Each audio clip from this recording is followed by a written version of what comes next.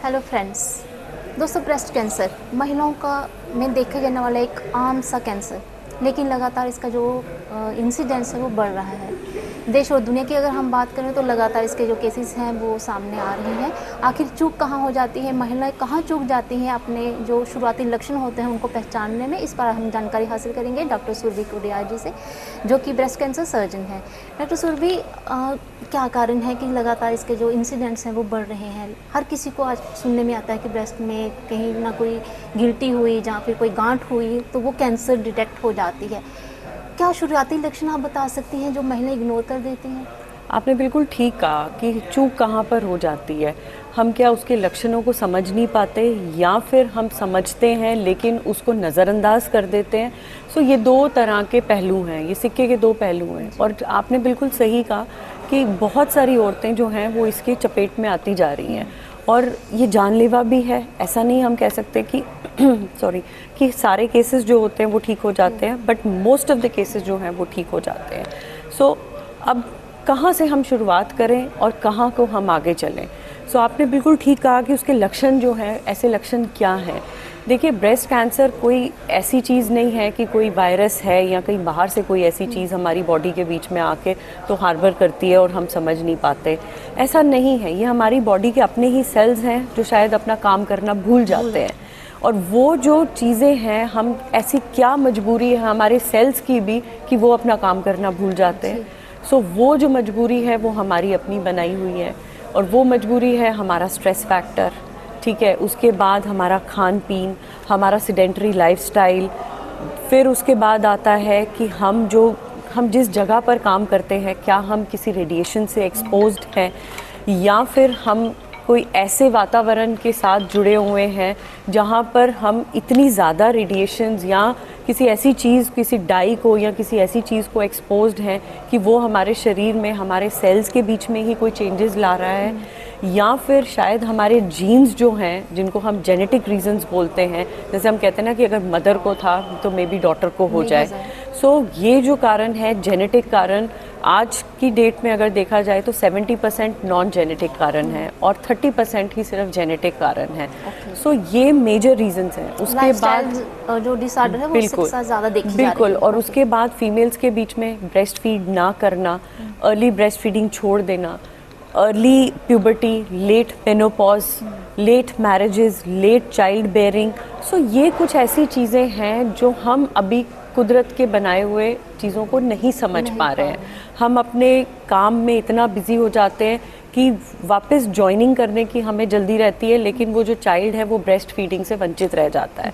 और दूसरी चीज़ होती है कि हम जो एक वो कहते हैं ना, एक नेचर के प्रोटोकॉल्स होते हैं जो हमारी बॉडी को चाहिए, वो हम फॉलो नहीं करते, चाहे वो खान पीन में हो, चाहे वो एक्सरसाइज में हो। तो कहीं ना कहीं हमारी जीन्स के साथ साथ हमारा जो लाइफस्टाइल है वो भी इसमें एक मेजर रोल प्ले कर रहा है। बिल्कुल करता है। डॉक्टर सुरभि, कहा जाता है कि जो अवेयरनेस होती है वो पहला टूल होता है किसी भी डिजीज़ को अवॉइड करने के लिए, प्रिवेंट करने के लिए और उसे ट्रीट करने के लिए। शुरुआती लक्षण की अगर बात करें, एक महिला अपने आप में क्या ऐसे बदलाव देखती है जो उसे समझ जाना चाहिए, जो इंडिकेशन देते हैं कि ब्रेस्ट कैंसर हो सकता है? देखिए, मैं हर एक महिला से ये रिक्वेस्ट करती हूँ कि आप ब्रेस्ट सेल्फ एग्जामिनेशन कीजिए।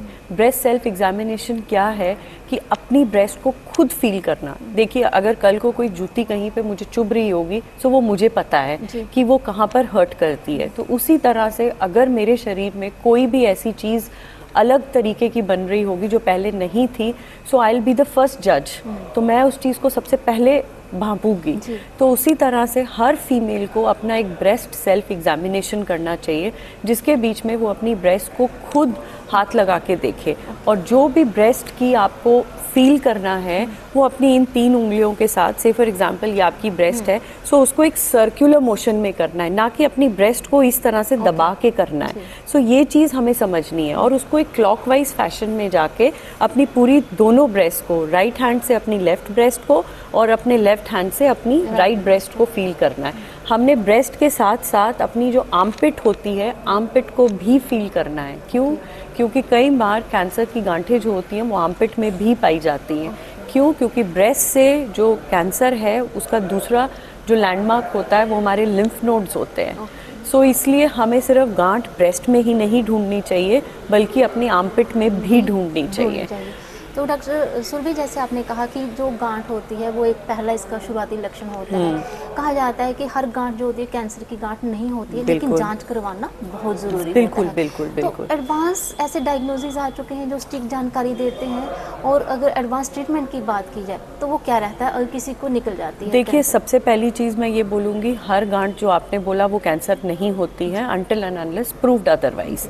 और दूसरी चीज़ ये होती है, ये जो गांठें होती हैं ये अमूमन तौर पर पेनलेस होती हैं, इनके बीच में कोई दर्द नहीं होता। सिर्फ एक जो इतना छोटा सा जो फीमेल को लगता है कि यहाँ पर कुछ ऐसा है जो पहले नहीं था, लेकिन अगर वो हाथ भी लगा के देखेगी तो उसको लगेगा कि नहीं ये गांठ जैसा है लेकिन इसमें दर्द नहीं है। सो जब वो दर्द वाला फैक्टर उसमें नहीं होता तो हम अमूमन तौर पर उसको नज़रअंदाज कर देते हैं। हम कहते हैं ये ऐसी ही है, डॉर्मेंट है, हमने इसको नहीं देखना। तो ये चीज़ समझनी ज़रूरी है कि पेनलेस गांठ होना कैंसर के लक्षण हो सकते हैं। सो ये पहली चीज़। और दूसरी चीज़, अगर निपल से कोई डिस्चार्ज है जो कि नॉर्मल कलर, जैसे हम कहते हैं ना दूध का रंग नहीं है या सिंपल पानी जैसा रंग नहीं है, लेकिन वो काले रंग का है या ब्राउन कलर का है, सो वो भी एक इंडिकेशन होती है। क्यों? क्योंकि कईयों का ब्रेस्ट साइज़ बड़ा होता है, होने के कारण हम गांठ को अपने हाथों से अप्रिशिएट नहीं कर पाते। सो क्या पता वो किसी और लक्षण में हमारे सामने आए। और कई बार क्या होता है कि निपल के इर्द गिर्द के एरिया के बीच में बहुत ज़्यादा इचिंग होती है, जिसको हम खारिश कहते हैं। सो वो जो खारिश है, हमें लगता है कि ये किसी कपड़े की वजह से है या कोई और कॉन्टैक्ट डर्मेटाइटिस है, बट वो Piaget's disease of the nipple की शक्ल में भी अमूमन तौर पे निकल के आता है। हो सकता है बिल्कुल, जो आगे जाके ब्रेस्ट कैंसर बन सकता है। तो ये छोटी छोटी चीज़ें जो हैं, इनको हमें नज़रअंदाज नहीं करना। तो जागरूकता ही बचाव है। बिल्कुल जी। तो डॉक्टर सुरभि, अगर ऐसे कुछ लक्षण आते हैं और महिला आपके पास आती हैं तो उनके मन में एक डर सा लगा रहता है कि ना जाने अब क्या होगा, हमारी ब्रेस्ट को बिल्कुल सी सेक्शन कर दिया जाएगा या कुछ ऐसा है। तो एडवांस ट्रीटमेंट की अगर बात की, जो बिना ब्रेस्ट सेक्रीफाइस किए ही हो रहे हैं। बिल्कुल, आज की डेट में हम कोई भी पूरी तरह की ब्रेस्ट सैक्रिफाइस नहीं कर रहे, जिसको हम मैस्टेक्टमी बोलते हैं।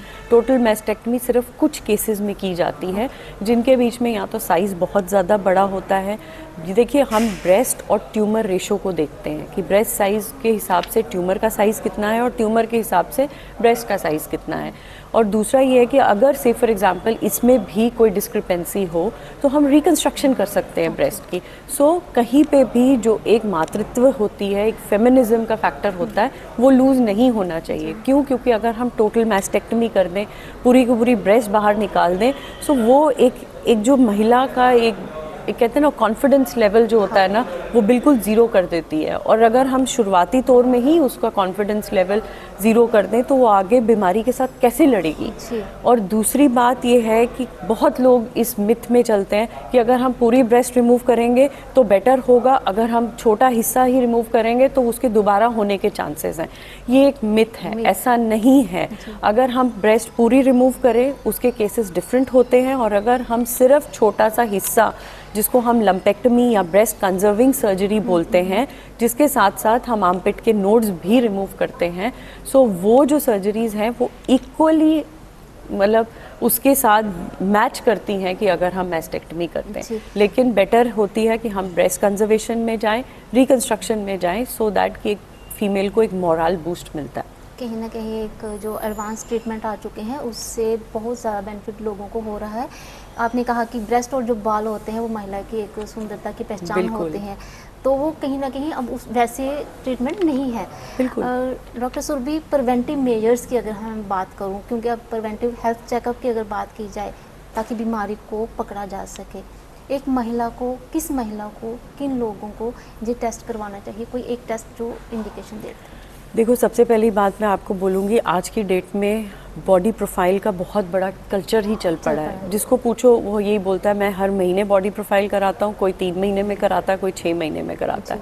सो मैं एक आपके माध्यम से सबको ये मैसेज देना चाहूँगी कि कोई भी बॉडी प्रोफाइल जो है, अगर वो फीमेल है तो फीमेल का body profile without a mammography और अ ब्रेस्ट अल्ट्रासाउंड और अ पैप स्मीयर जिसको हम सर्विक्स बच्चेदानी के मुंह के कैंसर के लिए यूज़ करते हैं एज अ स्क्रीनिंग टूल, और मैमोग्राफी और अल्ट्रासाउंड ब्रेस्ट को भी हम एक स्क्रीनिंग टूल की तरह यूज़ करते हैं, वो उसके बिना अधूरा है। अगर हम ये बोलें कि हम खून की कुछ जांचों से कैंसर को पकड़ पाएंगे, तो देखिए हर कैंसर ब्लड कैंसर नहीं होता है, वो एक डिफरेंट ऑर्गन का कैंसर होता है और उनके जो मार्कर्स होते हैं वो स्पेसिफिक होते हैं।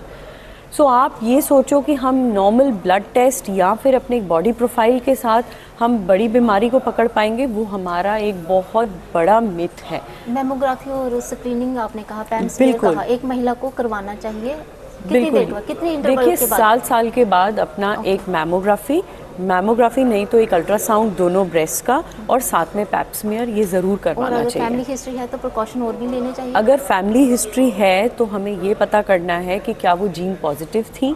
अगर तो वो जीन पॉजिटिव थी, सो आगे के जैसे सपोज़ कि अगर उनकी डॉटर हैं और डॉटर्स के साथ उसके बाकी सिबलिंग्स हैं, अगर वो अपना जीन प्रोफाइल करवाना चाहें तो हम उनका जीन प्रोफाइल भी करते हैं। और दूसरा, इनको हम रिस्क रिड्यूसिंग सर्जरीज़ बोलते हैं। सो अगर वो विलिंग हैं उन रिस्क रिड्यूसिंग सर्जरीज़ के लिए, जिनके बीच में हम उनकी ब्रेस्ट जो है वो रिमूव कर सकते हैं, ओवरीज जो है उनको रिमूव करते हैं, ताकि उनके जो कैंसर होने का अंदेशा होता है वही मिट जाता है। जैसे आपने एंजेलिना जोली के बारे में सुना होगा। सो उसने अपनी बायलेटरल मेस्टेक्टमी करवाई, फिर रिकंस्ट्रक्शन करवाई और बायलेटरल अपनी ओवरीज रिमूव की।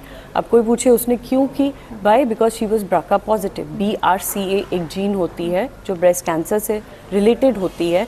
सो अगर कोई भी फैमिली में ऐसा पॉजिटिव हो तो उससे रिलेटेड जितने भी लोग हैं, अगर उनमें से भी कोई ब्रेस्ट कैंसर BRCA पॉजिटिव आता है तो उनके बीच में ये रिस्क रिड्यूसिंग सर्जरीज की जाती है। बहुत सारे ऐसे टेस्ट हमारे जम्मू में भी आ चुके हैं जो इसके जो होने की इंडिकेशन वो दे सकते हैं। बिल्कुल, उनको करवा के चिंता मुक्त रहा जा सकता है। बिल्कुल रहा जा तो सकता है। एक छोटा सा मंत्र ताकि ब्रेस्ट कैंसर ना हो महिलाओं को। देखिए, ना हो इसके लिए मैं सिर्फ इतना ही कहूँगी, देखिए ये एक एक्सीडेंट की तरह है, ये किसी के साथ भी हो सकता है, लेकिन अवेयरनेस इम्पॉर्टेंट है। अगर हमें छोटी से छोटे लक्षण, क्योंकि छोटे लक्षण ही हमें बड़ी बीमारी के लिए इंडिकेट करते हैं। सो अगर हम उन छोटे लक्षणों को टाइम पे पकड़ लें तो हम इस बड़ी बीमारी से बच सकते हैं। डॉक्टर सुरभि, आपने कीमती समय हमारे साथ शेयर किया, और आज अक्टूबर जो मंथ मनाया जाता है ब्रेस्ट कैंसर अवेयरनेस मंथ के रूप में, उस पर आज विशेष हमें जानकारी दी। आपका बहुत बहुत शुक्रिया। तो दोस्तों, डॉक्टर सुरभि हमें बता रही थी कि ब्रेस्ट कैंसर किसको होगा, कब होगा, कैसे होगा, ये हम नहीं बता सकते हैं, लेकिन अगर समय पर पकड़ में आ जाए तो 100% क्यूरेबल हो सकते हैं। इस प्रोग्राम में इतना ही, अगले अंक में फिर हाजिर होंगे।